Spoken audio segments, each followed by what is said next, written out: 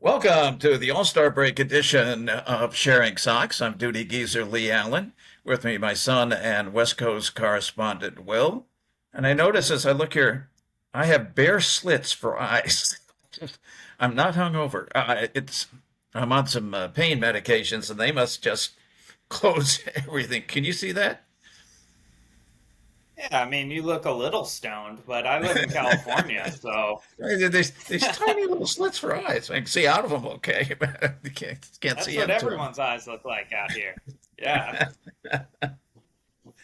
Right. White Sox are going to the All-Star break 32 and 65 on pace for around 109 losses not before bad. losing half their players, etc. Of course, this is also draft week, and we're on day Yep. two of the draft. We're recording on Monday of All-Star week before the home run derby. And number one was Billy Carlson. Uh, I may not know anything about Major League Baseball or the Major League players, whatever, but I can pretend. I can fake it and get away with it half the time. I know absolutely nothing about high school or college players who are liable to be drafted. So, do you have any great knowledge? Honest, honestly, if you have a lot of knowledge about high school baseball players, then you got to find a new hobby. You got to get back to work. You got to do something because there are so many of these guys. I knew nothing about Billy Carlson before yesterday, but I have watched some hype videos. I've watched some, of the scouting kind of videos. They'll put together, it's like actors do actually, where you have Your sort of a his reel. real, yeah. Yeah, so I've watched some of his real stuff, and I gotta say, I think this is a great pick, and I'm pretty excited about this guy. I was reading a lot of the analysis, and Billy Carlson is on a lot of lists as one of the best picks of the first round, Well, the getting him ESPN at number guys really 20. liked it. I read the ESPN reviews of the first round. They liked him a lot. It's all over the place. I mean, you see, pretty much every list that has like, two or three, what are the two or three picks you like the most from the first round? Billy Carlson's on all of these lists. And a huge reason for that is defense, because apparently he has quite the glove, and that he is very prolific on the offensive end as well. Yesterday was interesting because so many high schoolers were taken, uh, especially high school shortstops. This was kind of the It was like a year high of school high school shortstop shortstops, reunion. Yeah. which is very different from last year when a lot of the draft was college stars, guys who, were 21 going on 22, stuff like that, who were going to be ready to come up and make an impact a little faster in Major League Baseball. Yesterday's draft was really about kind of 2029, 2030, 2031. These were guys who are going to spend, quite some time developing I think in Carlson's minor league only baseball. 17, right? Carlson is not even 18 years old yet. So we're obviously not going to see him at the major league level for years. And, with the way the White Sox build is going, I think that's okay. I think that's actually in line with realistic expectations for when this team could be good again, like legitimately competitive to win divisions, win in the postseason. So I think it's a smart pick to take an elite high school shortstop.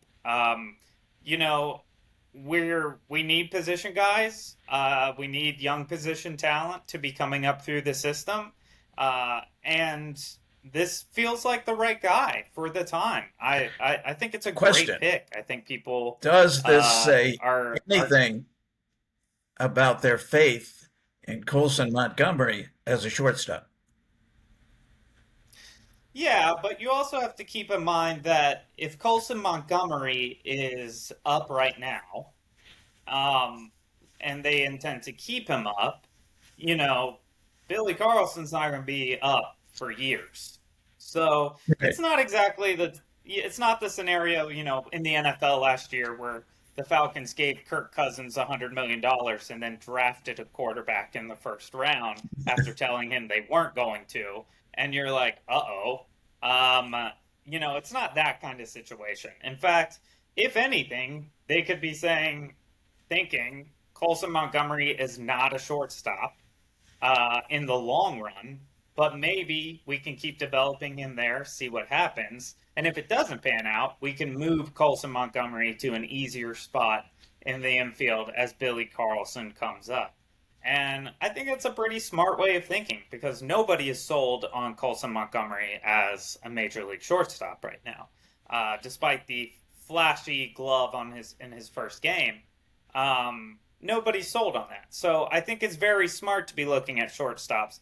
The other thing is, if you're drafting a high school shortstop who's elite, you might actually be drafting a major league second baseman or third baseman. Or center fielder. Shortstops or center fielder. Yeah. If you're talking about elite shortstops at the high school level, that's just the best guy on the team. They always say the two best players on any given high school team are going to be your shortstop and your center fielder, which is true up to majors too. Ideally, those are your two best fielders. But just, I would say of all those high school shortstops that were drafted, very few of them are going to be major league shortstops by the time they get up there. If you hit the jackpot, then yeah, you're going to end up with a shortstop. But, baseball draft, it's not like the NBA, which we had a couple weeks ago, where you're drafting 2 rounds and you're really hoping that anyone you get in the first round is going to be an NBA starter. And you're hoping that anyone you get in the second round is potentially going to be a guy who can come off the bench. Baseball doesn't work like that. I mean, you're gambling. It's Vegas. Like you're throwing darts at a dartboard, and you're drafting these guys all through these 7 million rounds, and you have no clue really who's going to develop the best and who's going to develop the fastest and who's going to get to the show the quickest. That's why you draft so many guys in baseball. If they get there at all. I believe it's 2/3 Right. of the top 100 prospect list never make it in the majors. And none of these guys are on a top 100 prospect list yet. And I think, Carlson is a guy that they're certainly hoping, if you're taking someone with the 10th pick, you're hoping for sure that becomes a major league starter someday. But the fact of the matter is, we just have no clue if Billy Carlson will ever get there. And I hope he does. I think for a high school senior, he is, elite. But being elite in high school means nothing compared to professional baseball. I mean, I think there was an interview with Bryce Harper where they were asking him about, these prospects. And he was like, I don't know anything about them. I don't need to know anything about them because minor league baseball, college baseball, high school baseball is not Major League Baseball. And until a guy gets to Major League Baseball, it doesn't matter. It does not matter to us. And I think that's exactly true. There's so many of these guys are never going to make it up. And the few that do, then, people will start paying attention and they'll start focusing on the game. I think also we talk about that. Even the teams themselves, yes, they put lots of money and effort and analysis into who they're going to draft because there's many millions of dollars at stake here and the future of your team. But even the teams themselves are just kind of shaky on who's going to make it and who's not going to make it or how it's going to go. And one of the things you can see on that is all the rookies who come up. Now, this has happened with the White Sox a couple of times this year, but it happens with every team every year. Rookies come up and they hit 385 for the first 3 weeks, and then they plateau off. And if they're really good, they'll hit 250 the rest of the year. And if they're bad, they'll hit 180 and disappear. But part of that is they don't scout that much in the minor leagues. I mean, I'm sure the minor league teams scout each other, but all that analysis that you get, the deep computer work on the major league level, it's obviously not happening in the minors. They would know when player X comes up, that he's a sucker for a breaking pitch in under his hands. They don't. It takes them a few weeks to Oh, learn. you mean the major leaguers aren't scouting the minor leaguers, Aren't the scared. players as much. Yeah, they're not getting the minor league You're reports. scouting minor leagues is for scouting your own guys. Yeah.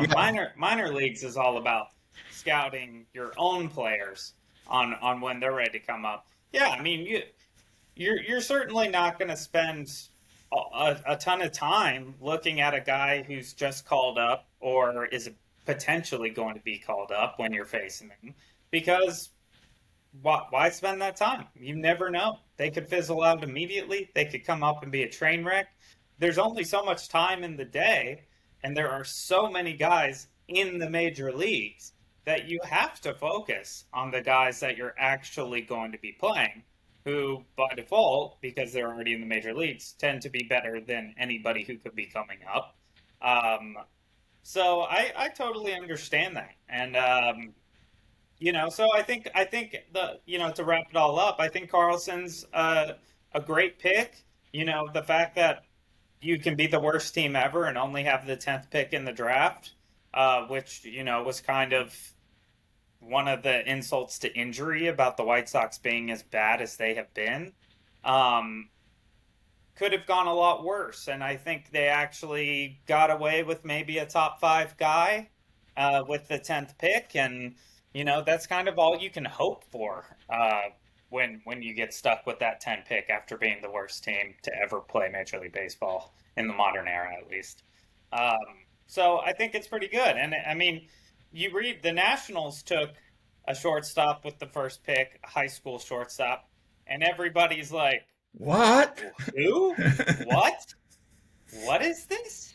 So it does feel good as a White Sox fan to not be that team right now. For once. Because there's a lot of ways this could have gone where everyone's talking today like, what on earth were the White Sox doing? They blew it.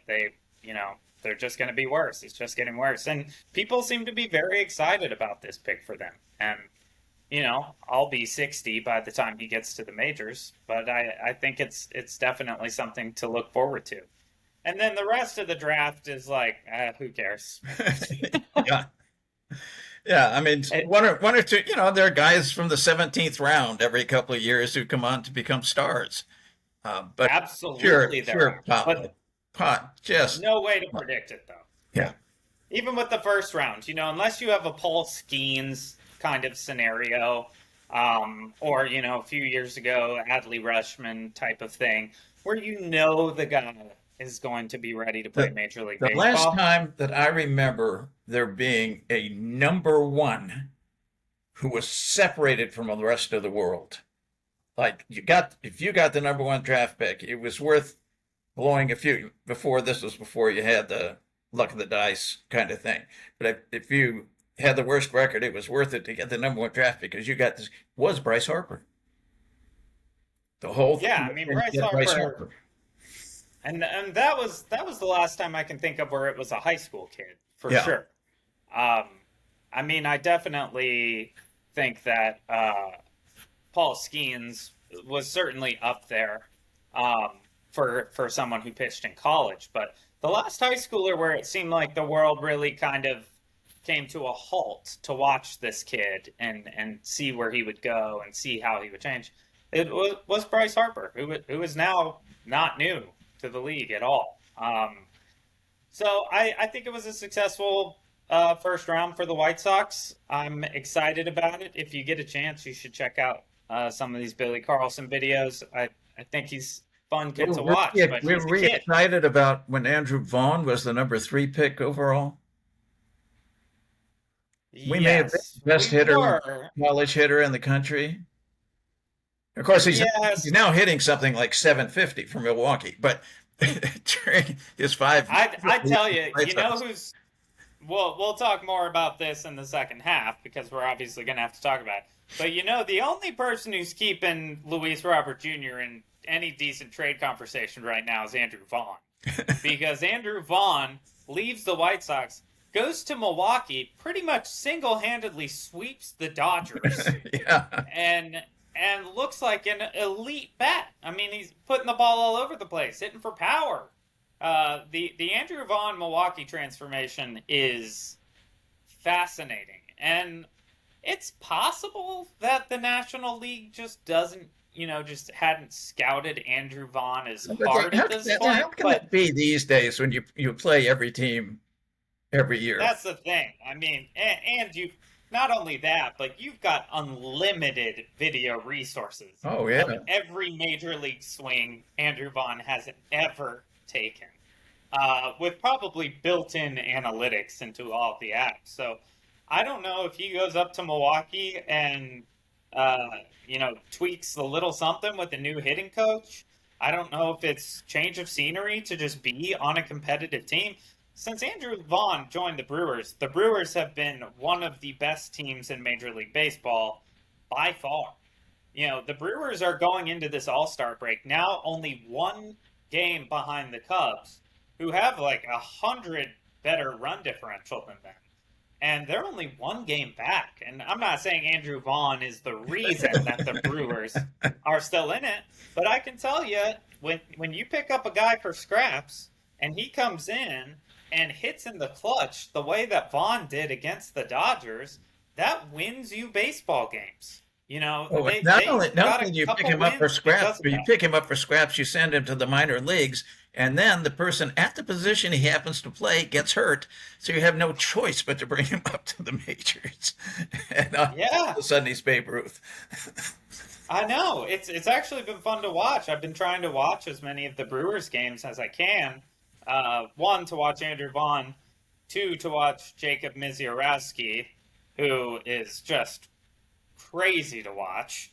Talk about the kind of guy I just wish the White Sox had their hands on. Just a kid with electric stuff. I think he was actually named to the All-Star team. That created Uh, a bit of a flack, and it should. amongst other It players, and it should. should have. And I forget who the players were that I saw the interviews with, and they weren't talking about themselves needing a shot, but players, teammates of theirs, who deserved it ahead of a guy who has 5 major league appearances. Uh, I mean, it's crazy to bring in a guy who has 5 major league appearances. It's crazy. and I You thought know, maybe the reason Adrian Houser wasn't picked, and who should have been the White Sox representative on the All Star team, was that he didn't come up till May. So maybe, well, he doesn't have the full season. So, okay, that's why he didn't get the credit. But apparently not. What these people were accusing was saying with Mizorkowski was, well, he's got huge PR right now, and all they give a damn about is how many hits he has on Instagram. I mean, that is exactly what it is. The All-Star game is not interesting. Like, it really just isn't. Most interesting I don't, part is the home run derby, frankly. And I'm not a big home and run and fan, but it's the most fun. even the home run derby now is just so bloated, and it takes 7 years to Yeah, get it through it. should be And 4 hours shorter than it is. the showmanship of the introductions and all of that. The home run derby used to be this really cool thing because guys were there with all the other guys in the leagues and their families, and it was kind of just this. It almost felt raw in this cool way of just sluggers going up and mashing. And now it's just it feels very much like what the NBA would do. Like it's just so showy, and it just drags and drags and drags. They milk it so hard for these commercial breaks. I'm probably gonna watch it. I'm gonna try to watch some of it because I think there's a good chance we could see O'Neal Cruz hit a ball 750 feet tonight. It's gonna be hot and humid in the Atlanta night air, so the baseballs are gonna be flying. So it'll be fun. But my goodness, it's sort of lost it. But yeah, putting Mizorowski on the All Star team is ridiculous.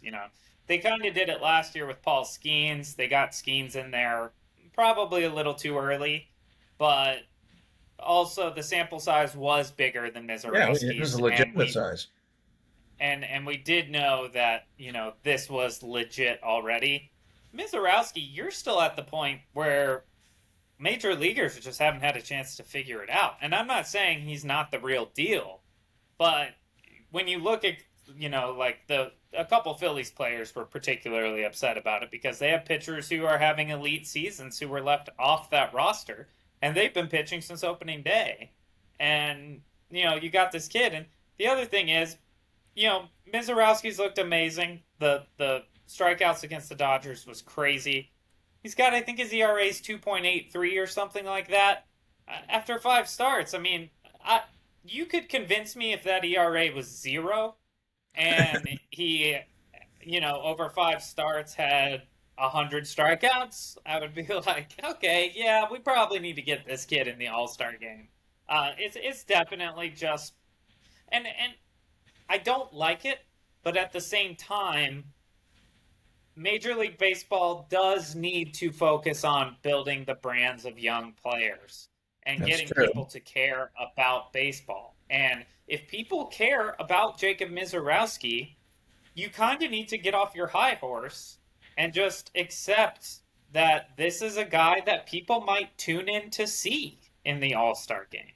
And what's the point of the All-Star game if it's not to put the flashiest, hottest thing on the field for people to watch? There's no, nothing matters with the All-Star game. They did that thing for a couple of years where the winner got home field advantage in the World Series, which was incredibly unpopular, but I loved Yeah, because I thought was it like, fair. oh, there's actually a reason to play this game. There's actually a reason to care. There's a reason for the managers to try to manage to victory because it's usually managers of good teams who that home field advantage could change everything. And I understand the argument that a fake game in the middle of summer shouldn't dictate so much about the World Series, but I liked it. Anyway, we should take our break there, and then we should come back and talk about the looming trade deadline after Yes. the All-Star break. Hang in there. We'll be right back on Sharing Sox. Welcome back to Sharing Sox. In the first half, we talked about the draft and some All-Star stuff. But we do have something else looming in baseball. Not immediate, but pretty soon, which is our trade deadline. MLB trade rumors today said that 8 teams have shown interest. I have a note in over Luis here. It Robert. says 8 teams? Question mark. Yeah. 8 teams. And, Luis is going into the break hitting a hot 190. A hot 190. I'm pretty shocked. Of course they're saying 8 teams interested. Yeah, we that don't know basically the level of just interest. they called and said, "Look, would you be willing to eat the entire salary if I took him off your hands?" That kind of thing. Exactly. Like, would you be willing to take this one single A guy and a bag of peanuts for Luis Robert? How low is the bar right now? Sending a text message could be showing interest in Luis Robert at this point. They named some of the teams in the article. They did not name all 8. But it was all the landing spots that I would have expected to see him.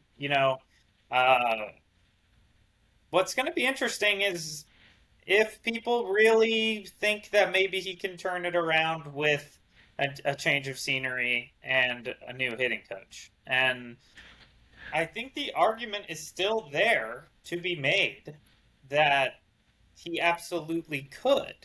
The best thing he has going for him is that he's been in the same organization this whole time, and they've been miserable for the last few years.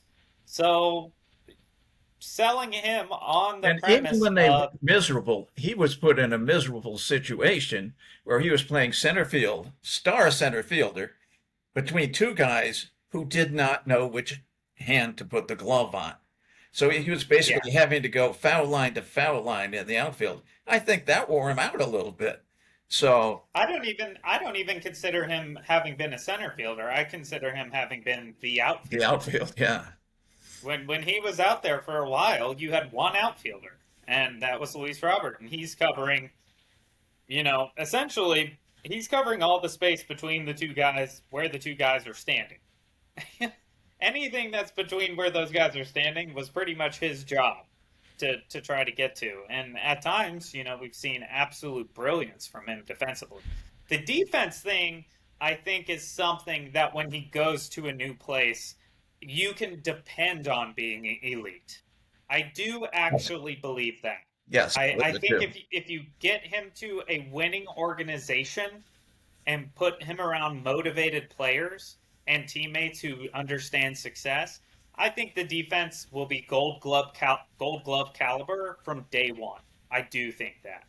The offense is the thing that, they're going to have to try to sell teams on as, and it's probably tough when, you're a major league team and you got to be on the phone being like, yeah, he sucks, but it might be because of us. Well, he hits lefties just fine. And his OPS He against hits lefties lefties very is well. in the mid to upper 800s. He can't hit righties at all because he cannot hit a breaking pitch going away from it. He had a homer the other day, and I was going, why would a right-handed pitcher throw a fastball on the inside third to Luis Robert Jr.? Is he nuts? That's called a mistake. Yeah. That's called a mistake. And I don't know who made it. I don't know if it was the coach, the catcher, or the pitcher. I'm guessing the pitcher. But that's definitely a mistake. I mean, if you told me, you got to pitch against one major league player, and if you strike him out, you get $1 million. I'm probably choosing Luis Robert, and I'm probably throwing sliders off the outside of the plate every single time. And I'm just going to say he can either walk or he's striking out. And if he walks, I don't get the money. And if he strikes out, I do. And that's all we're going to do here. I certainly would not throw him anything straight, and I certainly wouldn't throw him anything on the inside of the plate. Now, the good news is when that happened, Luis did punish the ball.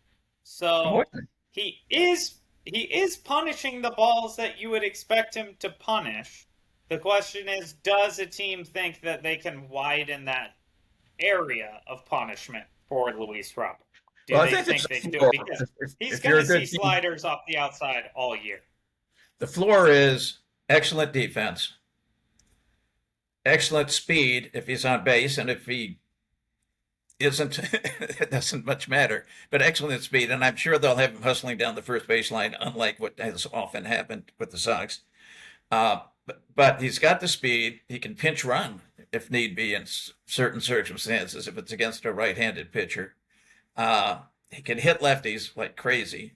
So that's your floor. Is he's the short end of a platoon, which would be unfortunate, but could be.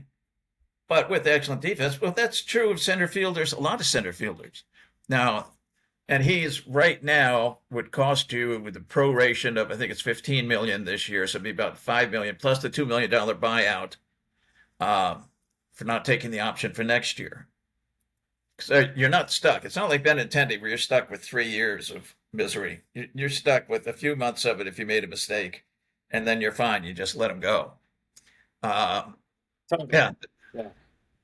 but I mean, I think for $5 million, if you can platoon him, then that's gold. Like I don't think it's hard. I don't think it's a hard sell at all. But do I think you're going to get a lot for that? No, I don't. I think if you have a team that's in that scenario, then they're going to try to get him. They're going to take him.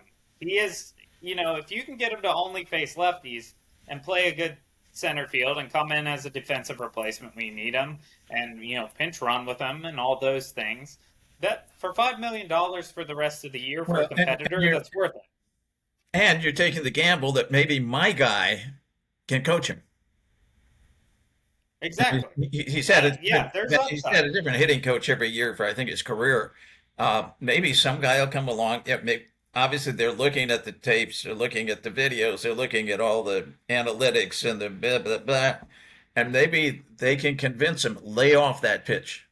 If a guy throws it out there and it turns out that it's actually a strike, bad luck. But you don't have to Totally. swing at it. Uh, Totally. Yeah, I agree. The upside is there. Now, the problem is, he's kind of a bargain price wise for a team that needs him to platoon like that. The issue is nobody's going to want to give up much to then pay that price. No, you're not going to get much of anything. So the thing is, you're going to get a small return if someone's willing to pay the money. You might get a better return if the White Sox say, we'll pay it. And Well, and I'm sure that's part of the talks. If it's we got to pay, be at if this we point, pay right? X number of dollars, what's your offer?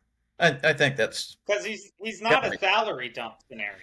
no. So because when you're not a salary dump scenario, usually the team dealing is going to have to eat money in order to get prospects. And unless Luis had gotten really hot before the All-Star break, which he did not, he got a little better, but he certainly didn't show us anything too crazy. I think when it comes to trade bait, Houser is so far and away the most ideal candidate for a lot of teams. Talkman's number 2 with nobody else close. Yeah, Talkman's 2. Talkman definitely thinks getting dealt, but I think Houser is the guy teams. Sure. There are so many injuries to pitchers right now. So many injuries. I know I play fantasy baseball, and my entire starting pitching staff has gone on the IL this year. So the injuries are just rampant, and teams just need to pad it. I mean, I could easily see a team like the Dodgers trying to go for Houser. I could see a situation where they try to package Luis Robert and Houser to the Dodgers to get a slightly better return. But Houser, who is 1,000% the rightful all-star on the White Sox. Oh, yeah. Unfortunately, Shane Smith might not be in the top 5 most deserving White Sox for the All-Star. No, it's like they made the decision a month ago and didn't pay attention to what's happened since mid-June. Well, that's exactly what happened. He started hot, and teams were like, the White Sox suck, so he must be the only good guy on the White Sox. And people just sort of stayed in that mindset the whole time. Houser got flat out robbed. I mean, his numbers and what he's done are an all-star, 9.9 out of 10 times. His WAR, 2.9 WAR halfway through the season. And he wasn't even on the team the whole first half. Okay, call it 6 WAR for the year. That's definite all-star. 4 WAR and up is all-star caliber. Yeah, and nobody else no batters on the team are even major league starter caliber. The closest are Vargas. 6 WAR for a pitcher is down ballot Cy Young. Like it's down the ballot, but it's down ballot. Had he started the season, he might be down ballot. Well, there's a guy named Screwball would have a little disagreement with him having a chance at it.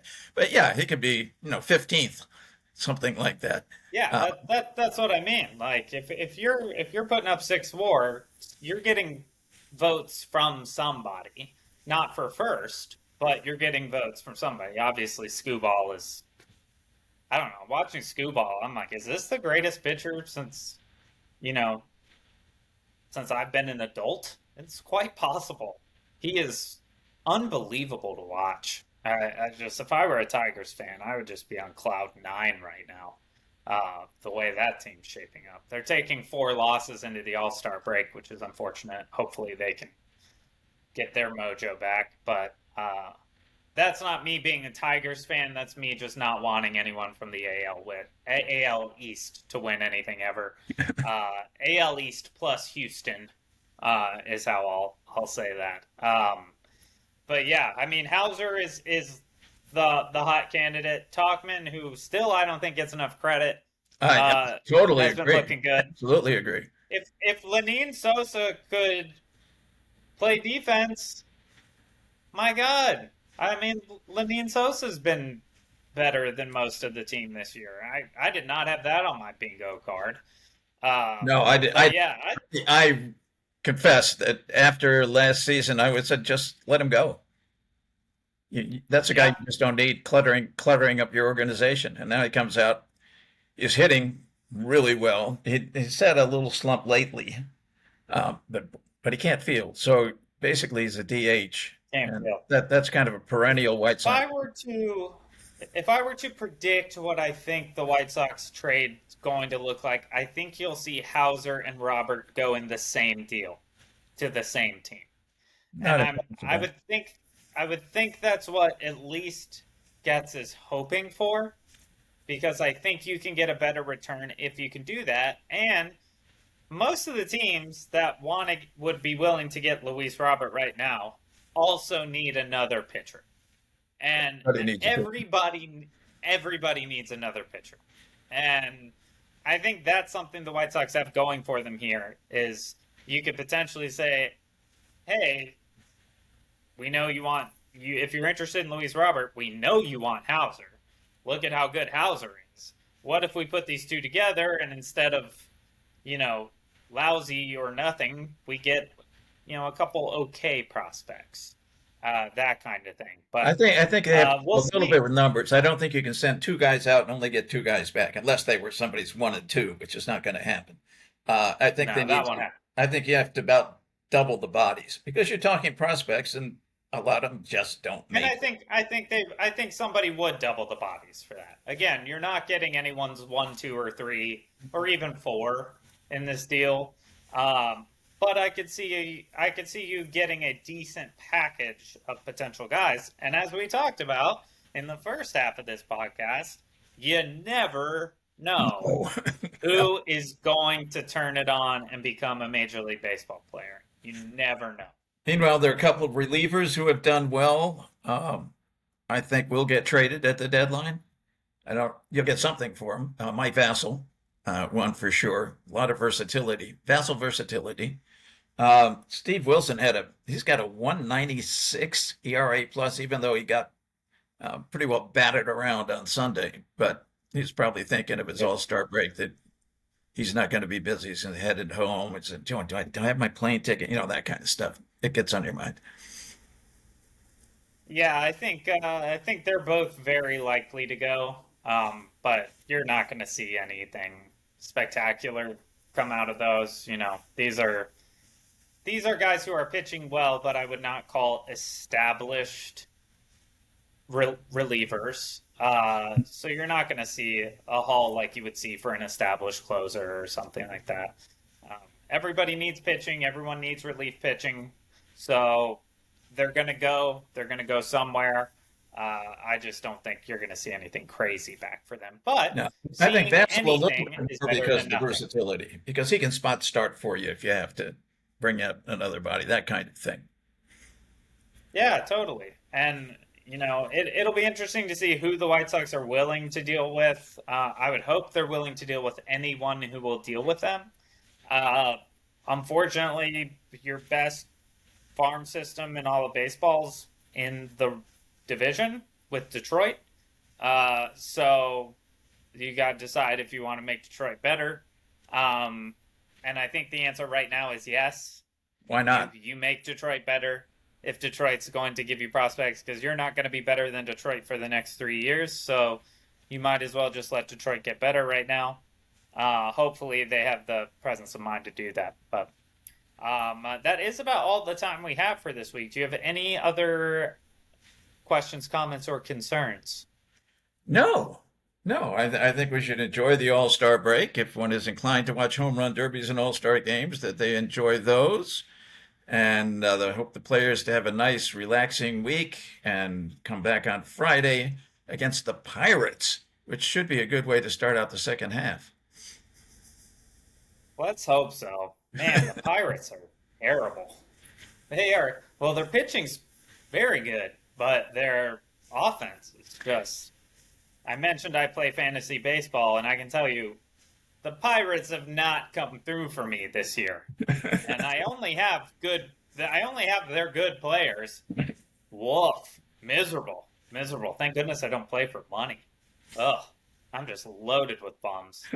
All right. Well, that'll do it. We've got the home run derby tonight. Do you have a home run derby winner pick? I think whoever hits the most of them. That's bold. That's a hot take. Some would call that scorching. Well, yeah, That's and pretty good. that's kind of insider trading, but I'll stand up for it.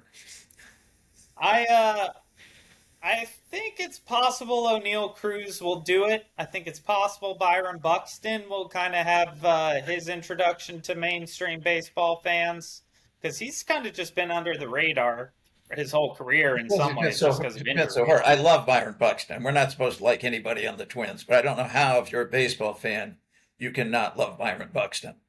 And He's if the awesome. Red Derby is the way for him to get attention instead of his incredible speed and defense, so be it. But I will be rooting for the big dumper, Cal Raleigh. Well, Cal Raleigh's yeah, first half tear is legendary. And I love the idea. A catcher hasn't won since Ivan Rodriguez. I would love to see Cal do it. And that'd be nice. he's Be nice.